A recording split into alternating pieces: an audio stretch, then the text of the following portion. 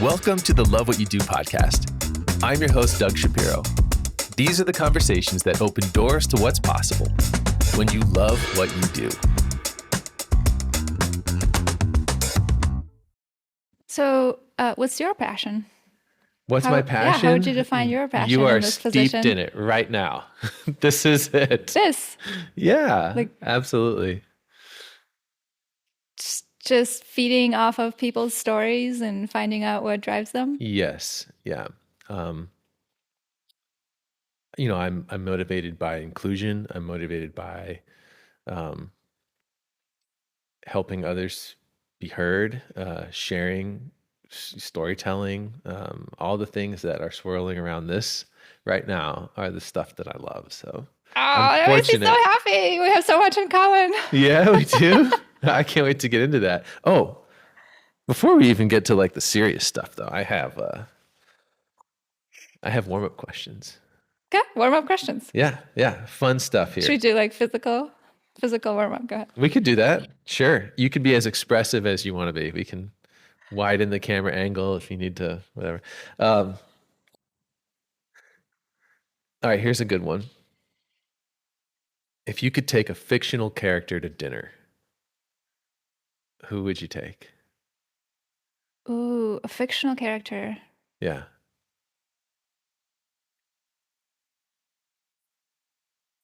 It would have to be some character that's related to magic. And I mean, the most recent, I think I would say the one that we've been living through, which is Harry Potter. Oh, yeah. Fictional, not fictional. It's very real, but also it's, created, right? Yeah. I think. So are you a Harry or a Ron or like, Miss Granger? Who are you? Miss Granger. Oh, you know what? I don't know all the character names, but the professor that turns into a cat. Okay. Yeah. Totally infatuated by that. Professor McGonagall. There we go. Yeah. I think it would be lovely to spend time with her.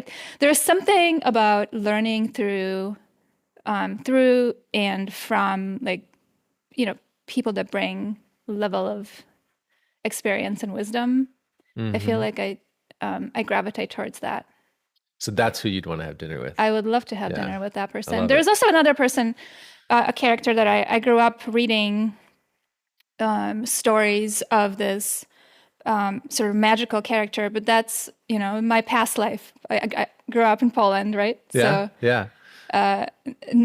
most people will not. I was going to say, is this your way of saying you'll have no idea who I'm talking about? But I totally do remember reading these stories and these books and sort of devouring them in, a corner of a room where nobody could see me and nobody could interject my little world. That's cool. Where like your mind is thinking through and creating the magical world that you're reading about. Yeah. You're painting a picture. I can imagine you, as a 10-year-old right now in that room. Okay, how about this one? Since we're in the childhood space, if there was a childhood game that could be turned into an Olympic sport, what would be the one that you would medal in? It could be a board game. It could be a playground game, whatever. Olympic sport. So this is about competition. Yeah. If there was a childhood game that could be turned into a competition, what would be your go-to? My gosh. I mean, I played a lot of cards growing up. Okay. Starting with War, the simplest game ever. I feel like that could be really fun. I also remember playing a lot of like courtyard games. Okay. Where like duck, duck, goose, that sort of game where, you participate, like you want people to participate and then slowly you get to the winner. I think that sort of touches on inclusivity and having a lot of kids play together and participate in a game. Yes, there has to be a winner, but also it's no fun when there's only two of you. Yeah. So it's about including and creating a space where everybody can play. I like that. So duck, duck, goose in the Olympics. That would be awesome. I would totally watch that. So you're the master goose. I guess at the end of the process. I don't know. Oh, that would be such an awesome Olympic game. I would be so down for that. Good one. Well, Aga, thank you for being here with me, author of The Brand of You. And you will sign this for me at the end of this, okay? I'd love to. Yeah. This book is really interesting. And I mean, this is the reason you're here. I want to get into you and your history too, but I also want to get into the things that you share inside this book that I know can help the people listening. But since we started down, the path of being nostalgic and connecting to your childhood, I know that's an important part of your journey. Let's start there. What do you want to know? Born in Poland, when did you come to the U.S.? I came in 2002, a year after 9/11, and a couple months after I graduated high school. Wow, that's a really formative time in your life to make a change like that. Very. Yes. It's a point in which you realize the world, there's no limitations, I guess, and the world doesn't necessarily feel scary. It feels open and exciting. But I think you're also old enough to know that certain environments have limitations and may not be able to offer all that there is to offer. Sure. And so I think I've quickly realized towards the end of my high school years and immediately after that there was just not a lot that I can do in the world I grew up in. It just seemed very closed and lacking opportunity. And so I seeked another way to try to build something better. And so through a study abroad program, which happened sort of to stumble or land in my lap, I applied, and a couple months later, I was on the plane moving to join a group of foreign exchange students. Was your family fully on board? Were they nervous? What was? It depends who you ask. Sure. I feel like my mother's always thought that there's better opportunities elsewhere. My dad is a tight family man, so I think he had a harder time with it, but wasn't standing in the way. And my brother was doing his own big thing, so I don't know that he really had much say. I mean, he wouldn't anyway, but he was off doing his own things.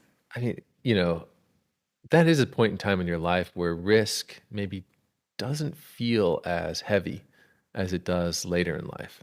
I don't know that I would do it now, 20 plus years later. That's what I was going to ask is like, even since then, have you reconnected with that person, or does that person feel not like a stranger, but, does that person feel like, how did I do that?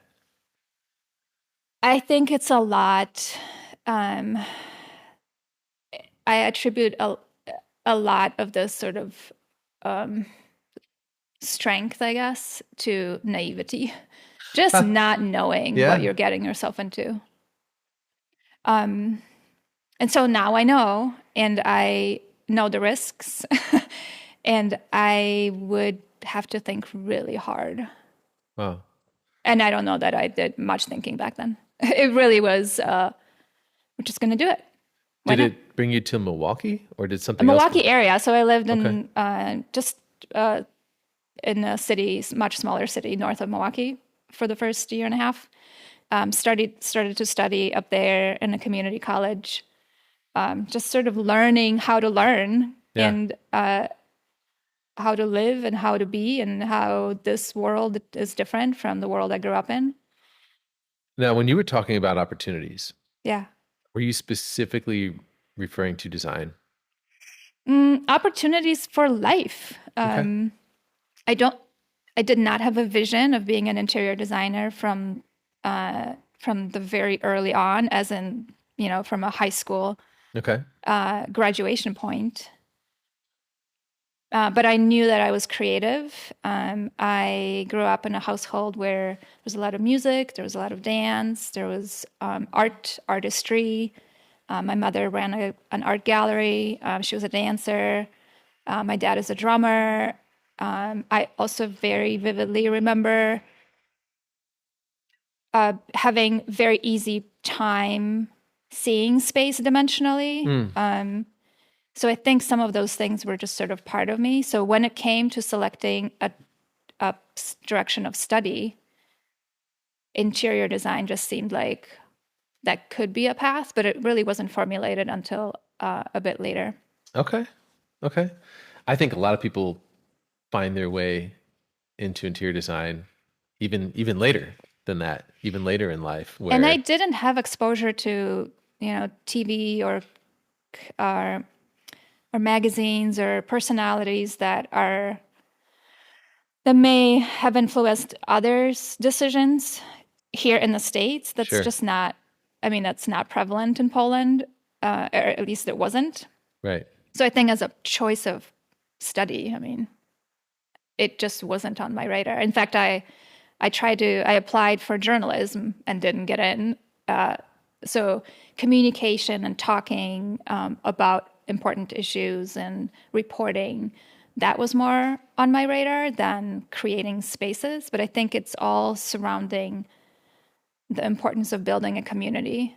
So through design, that's what I've tried to do, always thinking about the people and building a space for them to thrive and building a space where people feel connected and they belong. I love that you have actually gone there to really understand what drove you to design. Being an author is a whole different pursuit, though. Right? In a foreign language. Yes. Mind you. That's so true. Yeah. I kind of want to skip to the book because I'm curious. Yeah. But I don't want to miss any of the good stuff. Like, between those moments where you've established your career and now you're authoring a book to help other designers,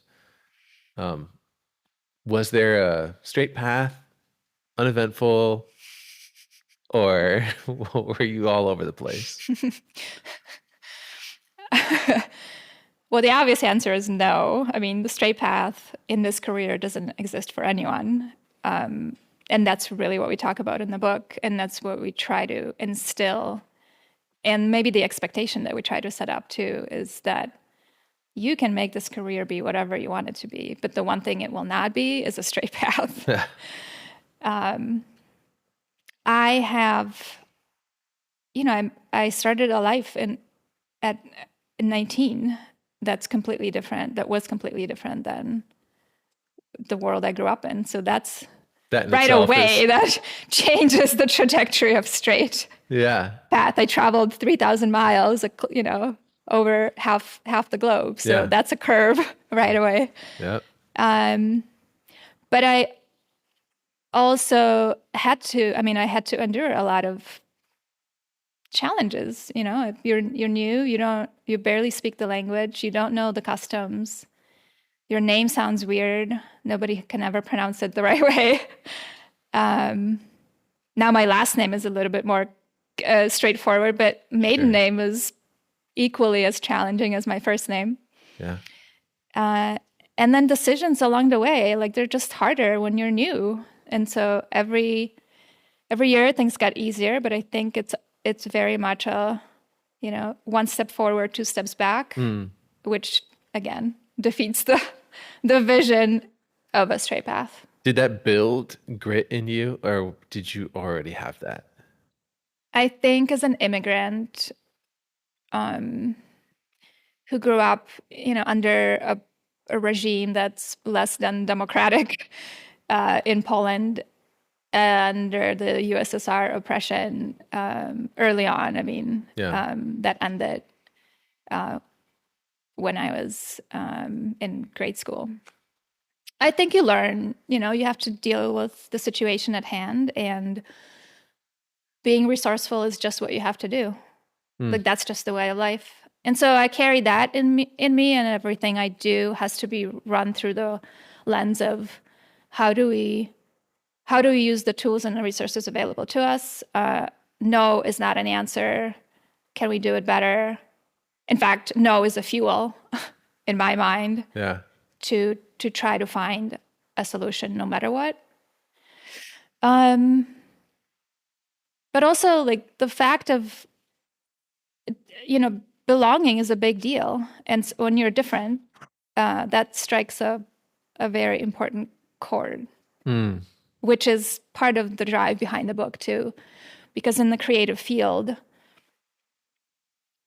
we're meant to express our differences, and it's about putting yourself in a way that makes you different. Yeah. But I think the systems in which we grow up in don't necessarily celebrate difference all that much. So what we're trying to communicate and focus on is that we are all different, and it's in all of our best interest to bring that out and to realize, like, what drives you, what motivates you, what is your passion. It's all different. So if you are able to connect with that, I think it just makes life that much more joyful and in alignment. That's so beautifully said. And, we've actually internally been exploring this word mosaic a lot, and how, when you build a mosaic, imagine if every piece was the same shape and the same color, and how boring that would be, right? So it's, there is something beautiful about what happens when you bring those collective differences together and you recognize that. I'm glad you brought that up. You also mentioned fuel, and I know that's going to be a word that comes up later. That's in the book. So we'll talk about fuel too. I didn't know no would be your fuel. That's pretty cool. But I think it's a limitation. Part of the nature of an immigrant perhaps is it's not like the path is not straight and it's not easy. And so there's no other way but to overcome the limitation. The only way out is through. Like, that's really what this comes down to. Yeah. Yeah. I mean, avoiding something won't make your situation better. Right. Yeah. All right, let's go into the inspiration behind the book. Why do this in the first place? And by the way, your co-author is actually just right behind me. Yep. So Jenny's not on camera, but obviously there must have been a moment, a spark, a fork in the road, whatever it was.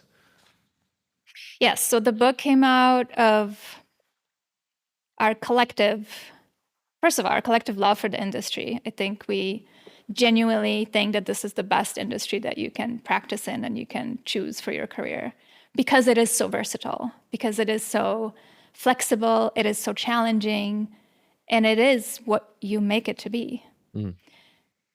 But the flip side of that is, because you can make it whatever you want it to be, it can be vague. If you don't have clarity in what you're after or what you're driven by and what you want to accomplish as a creative, it may seem like you're spinning, or it may seem like you're lost, or that you have no purpose. And that was very evident for Jenny and I when the industry found itself in the recession, 2008, 2009. Yeah. And that's really what this project came out of. It was a moment where we thought, designers are so capable, us included, but yet we saw so much struggle, right? Like, so many people lost their jobs, so many people were confused, so many people were just down. Their confidence and low esteem seemed to have reached really new lows, and nobody knew what their future would be holding, not for any personal wrongdoing, clearly, because that was all driven by the economy. But I think it was a moment in which we all realized that there is some level of support that's not existent, and some level of clarity that we can try to help with. And so we formulated this plan of creating, because you can't create the brand. I mean, you have to define it, but I don't know that you create it. It's really what people, how the reflection, that's the brand. It's the reflection of the world on what you're putting out. So we created this process of defining the brand of you and put it in a format of a book in hopes that more people could get a hold of it and find it in the moments that they feel, again, lost or questioning their next move. I mean, you talk about personal brand in the book, and you kind of made a point here.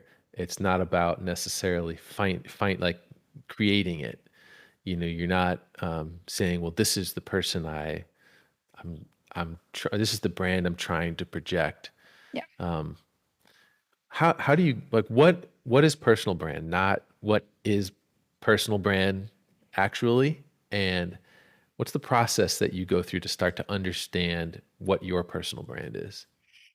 So we lean very heavily on the idea of human connections, personal connections, and networking, because we believe that this industry and many other industries is built on people.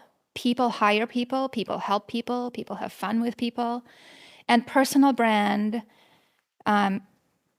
interact with each other. And so our definition of the brand of you or a personal brand is not about the image, the logo, the business card, your resume, none of that sort of visual representation. And it's all about people connections. And we define it as connection, relationship, and a promise. So again, not very visual in its sense, but very much about what sort of connection are you making with the world around you? How are you building relationships through those connections and the messages that you share? And then the promise being, are you actually delivering on what you say? And are people around you agreeing with that message? Because you may say one thing and act another way, and then the promise doesn't get delivered. And so the personal brand has a little challenge with being understood. So an example would be if you say you're all about punctuality and you're 10 minutes late to every meeting, or you're all about, using people's time wisely. I mean, the simplest example we bring up is if you say you're detail oriented and your resume is with typos. Are you really detail oriented? How is that personal brand doing for you? Yeah. And so, I think this idea that you have a personal brand. Right. You already have one. You're not inventing it. But then understanding what that really is, I think that is something that we go throughout our whole lives. It probably ebbs and flows. Like, it probably changes over time. You acquire new skills, or you develop maybe a new sense of purpose at times. Because your personal brand evolved. I think it becomes more clear. I don't know that so we try to also tie the brand of you to your core values, right? And like what drives you as a human, not as a designer so much, because the core values will influence the work that you do as a designer or as a creative of any kind. Yeah. So, and I don't know that you can change core values. Like, you are born with a set of what's right or wrong for you. This is true.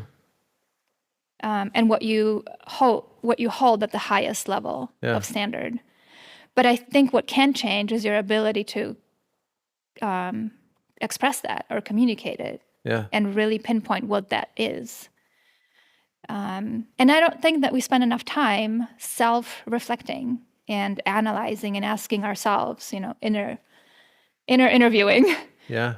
What am I all about? Why does this moment feel great and that moment, right, an hour ago didn't?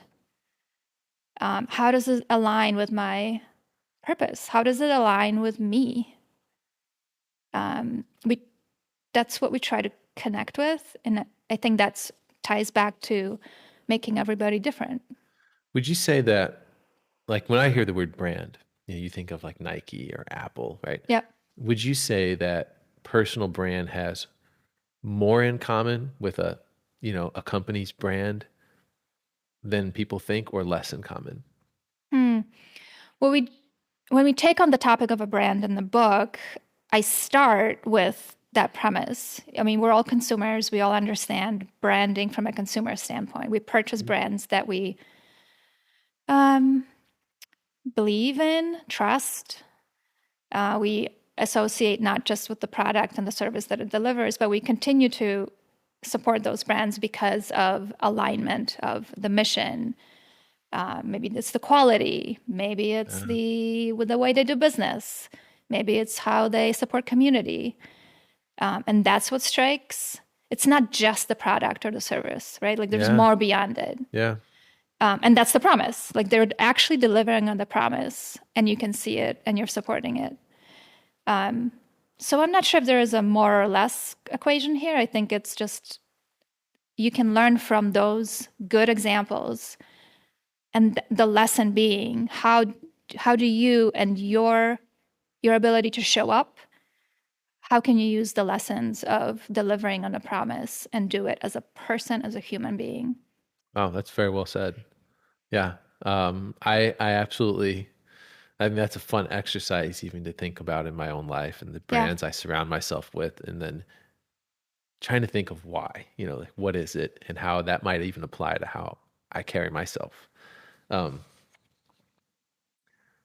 Okay, this is good. I obviously with personal brand should in a way differentiate you, right? Design's design is tough. It's tough to stand out because there's a lot of people with a similar skill set, right? Like how do you navigate differentiating yourself? The way to differentiate is through clarity, first of all, clear messaging. Okay. So when you put five designers in a room and they're all equally qualified, they have the same education, they have similar portfolios, the sort of their designer capability, and maybe same or similar credentials. Those that stand out are those that are able to articulate their story in a way that connects with them. It's not so much about, here, look at all the things that I've accomplished, because that's what they all have in common. But how they present the fact that they have gone through a specific education program and have developed understanding of this skill and that skill, and developed certain level of strength, and that's what makes them different. And then they decided to pursue a credential because that would allow them to practice more freely or allow them to explore opportunities in a specific sector. Yeah. I think it's those extra, it's the embellishing, I guess. It's the how can you connect your personal story to the basic, the minimum, be it education or credential or your resume, right? Yeah. It's almost less about the brand itself and more about the clarity of the brand, knowing that everyone will have one, but how easy is it for you to communicate it? Right. How straightforward can you be? This is interesting.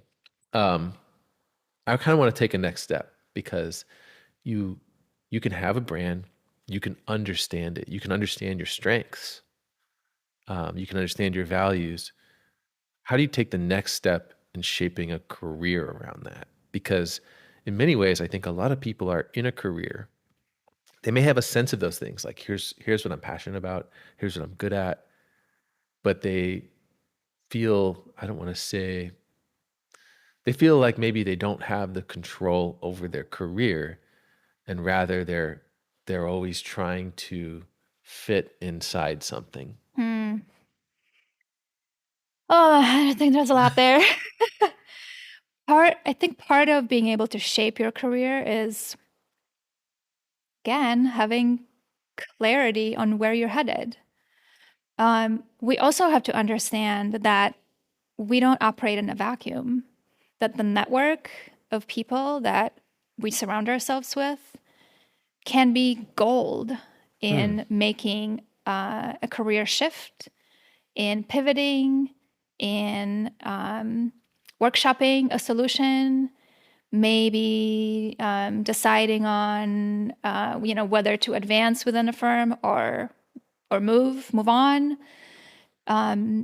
Maybe work through, this is not even about the creative work, right? It's about sort of growth as a creative profession and your career journey.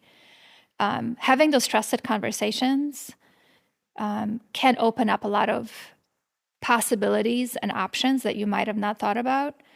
And I think being able to connect then who you are, what you bring to the table with the possibilities that you did not think about, but being very intentional about those choices is, I think, what allows people to elevate their careers so that you don't feel like you're moving with, within somebody else's chess game, right? I mean, you've been practicing for 5 years and your manager thinks that you now should be leading a studio. But is that what you want to do? Or is that just the next move within the environment? Have you thought about what that may look like? And is it really in alignment with your core values? I don't know that many people think through those filters, and we try to bring that forward. Yeah, the sooner you get in the process of evaluating things, I think the happier and more aligned you may feel as a creative. Yeah, there's so many personas in this book. I mean, you as a reader will find yourself at some point. You will find yourself in that book, like with a light bulb. That's me. That was the point. I mean, my co-author Jenny used to write a lot of profiles and stories for various design magazines, and it's just so inspiring to know there are so many possibilities in this industry, and people decide to pivot and move and retract, go backward, forward. Sometimes growth is not moving up. Sometimes growth may be pulling back. Yeah. But it feels good when you know why you're doing it. Yeah. A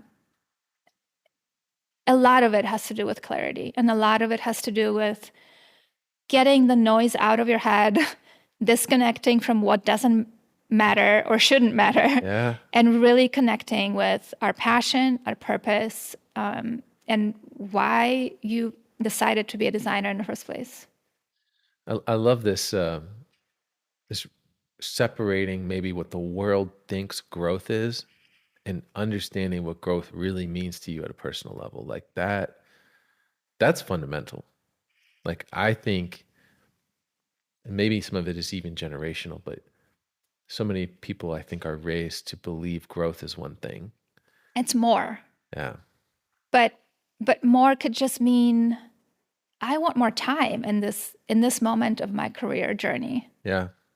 So having more time for personal development, for example, or to care for a family member also means that you have less time for other things. Yeah. And oftentimes we don't consider that balance. And we say, well, I need more time here, and I need more time here, and I need more time here. And now I have given up sleep. Yeah. And soon enough, you're burnt out and you're unwell.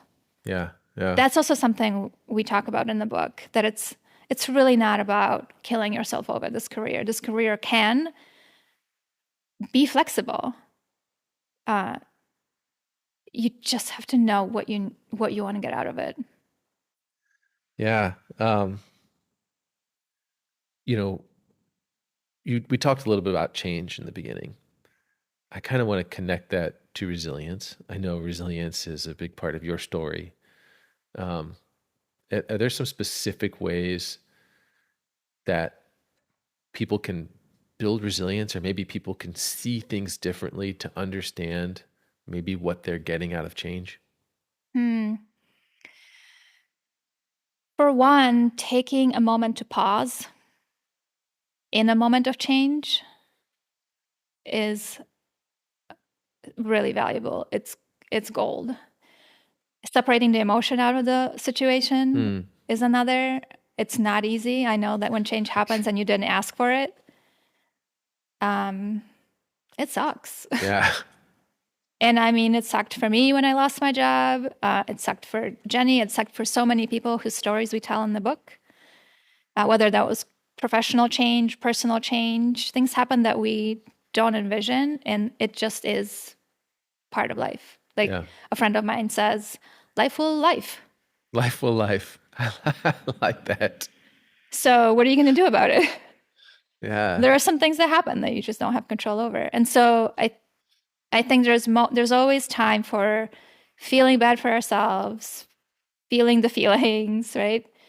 Taking it personally, blaming yourself, blaming the world, but also realizing that, well, maybe like what good can happen, right? What good can come out of this? Yeah. What if it was all for the better? Can it be for the better? Yeah. What is the one thing that you could do right now that you couldn't do in the moment before? And the other piece, I think, is, again, leaning on your support network. People generally in this field, I found, and we found, that people have generally been in your shoes. They've either been in this situation before, or they have been in a situation where somebody else helped them.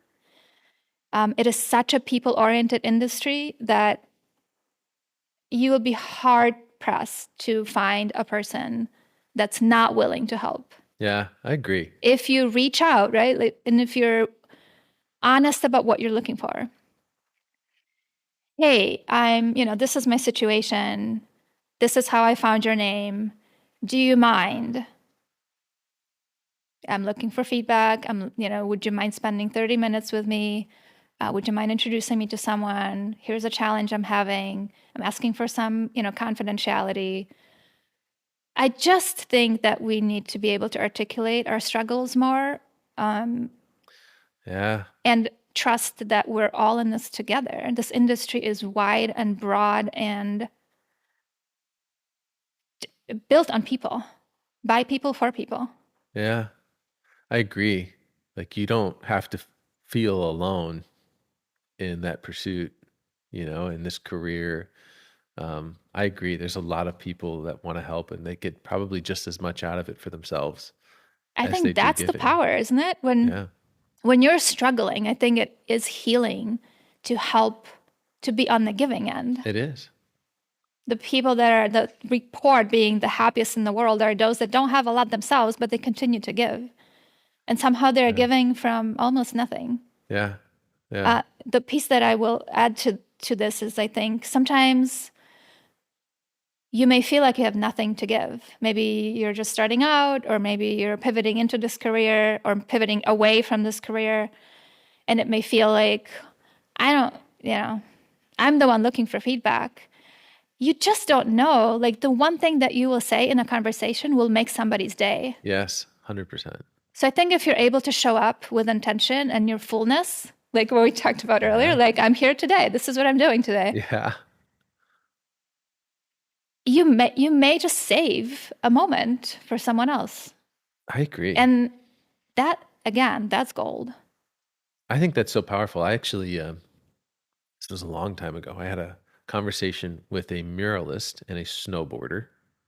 Pat Milbury was his name. Brilliant guy, just wonderful energy, so kind. And he was on this mission to spread joy. Still is. He's like, that's what my murals are for. And he's so complimentary of everybody. Like, he would, he'd see somebody and be like, hey, cool hat, or like, I like your style. He was always complimenting. And I kind of asked him, like, why don't more people do that? And I think it's fear. I think people are afraid sometimes to pass along a compliment or to say something nice in a moment. And I'm not sure where the fear is rooted in. I haven't gone that deep.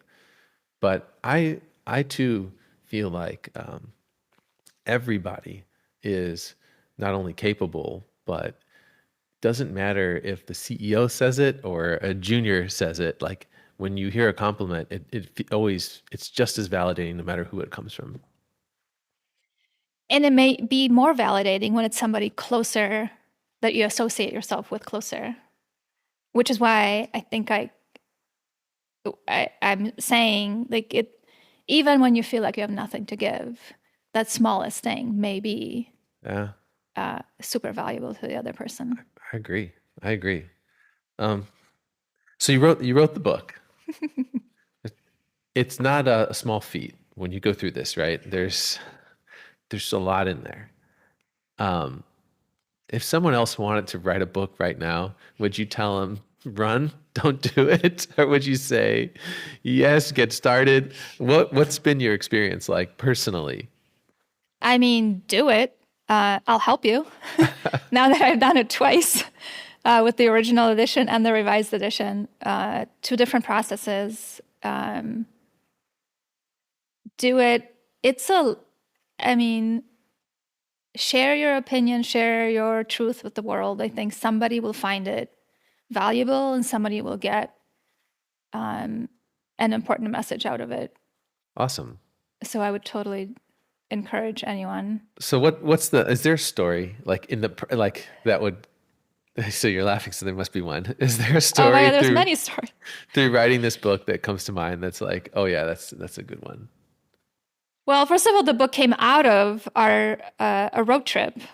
So Jenny and I were doing a talk at the University of Wisconsin-Stevens Point, long drive from Milwaukee. And I mean, it tells you how committed we are to the topic. We would just get in the car or get on the plane when invited to talk to a group of people about the necessity or the value of having a personal brand, the value of networking, alignment with your core values, all those topics. Yeah.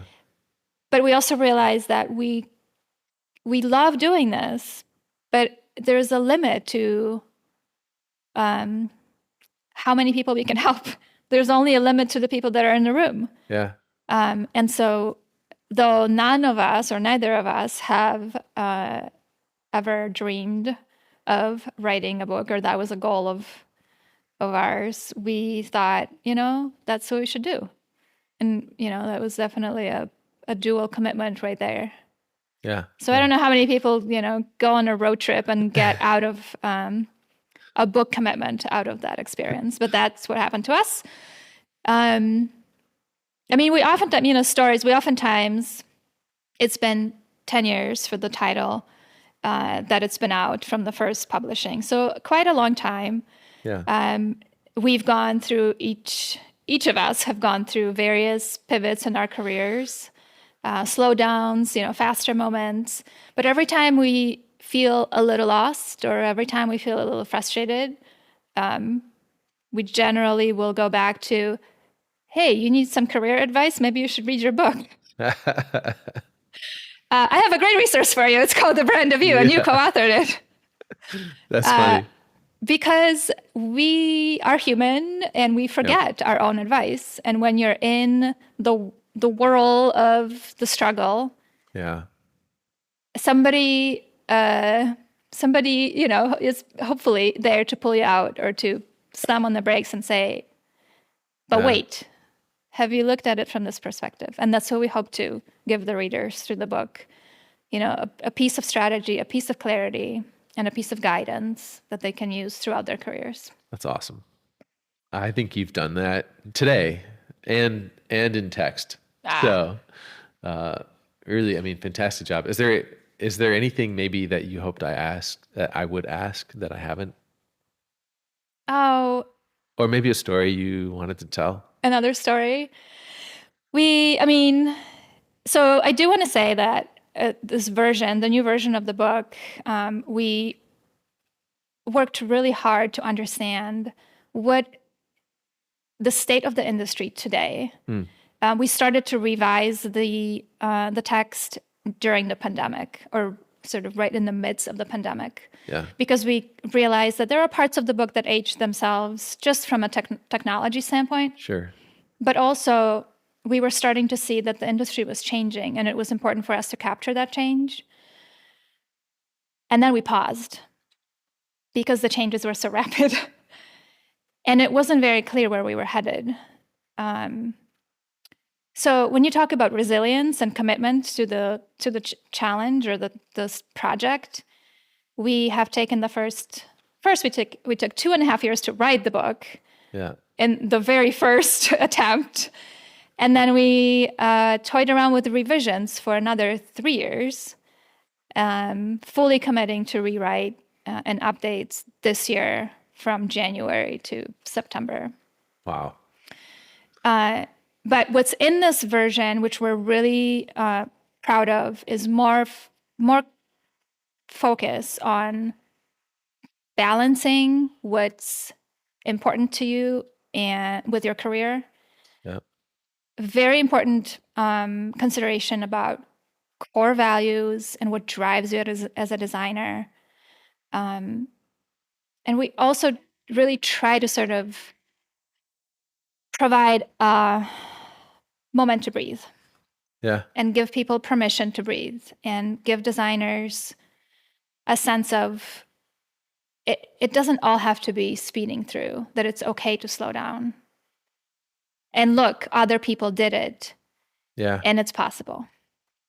Awesome. Well, thank you for sharing all of this here today. I really appreciate it. And congratulations. Thank you. And now you have to sign my book. I'd love to sign. I mean, again. And you too, Jenny. We're so proud and so thankful to be here, and just hoping that more people will be guided and find some clarity in the book. Awesome. Thanks for joining me here on Love What You Do.